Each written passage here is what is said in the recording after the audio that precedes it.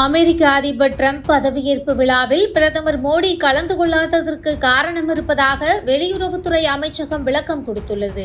அமெரிக்காவின் 47வது அதிபராக பதவியேற்றுள்ளார் Donald Trump. இந்த விழாவில் உலக நாடுகளின் தலைவர்களுக்கு அழைப்பு விடுக்கப்பட்ட நிலையில் டிரம்புடன் நெருக்கமாக இருந்த பிரதமர் மோடி கலந்து கொள்ளாதது பல்வேறு கேள்விகளை எழுப்பியது.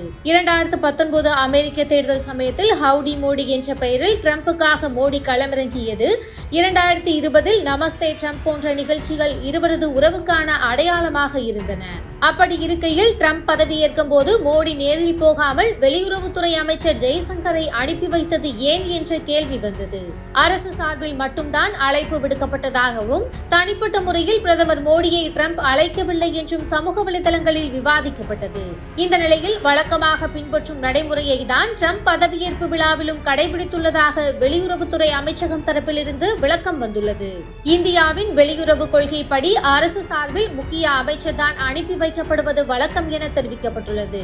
இதற்கு முன்னர் நைஜீரிய அதிபர் பதவியேற்பு விழாவில் அமைச்சர் ராஜ்நாத் சிங்கும், மாலத்தீவு அதிபர் பதவியேற்பு விழாவில் அமைச்சர் கிரண் ரிஜிஜுவும் கலந்து கொண்டதை உதாரணமாக காட்டுகின்றனர். அதனால் வெளியுறவு கொள்கைகளை பின்பற்றியே பிரதமர் மோடியும் டிரம்பின் நிகழ்ச்சியில் கலந்து கொள்ளாமல் தவிர்த்துள்ளதாக தகவல் கிடைத்துள்ளது.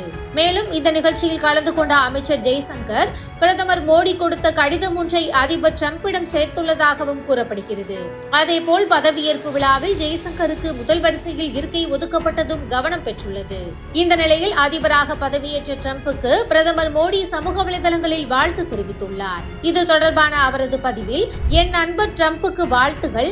இந்தியா மற்றும் அமெரிக்காவுக்கு பயனளிக்கும் வகையிலும் உலகிற்கு சிறந்த எதிர்காலத்தை உருவாக்குவதற்கும் மீண்டும் நெருக்கமாக இணைந்து பணியாற்ற ஆவலுடன் இருக்கிறேன். வெற்றிகரமான பதவிக்காலம் அமைய வாழ்த்துகள் என தெரிவித்துள்ளார்.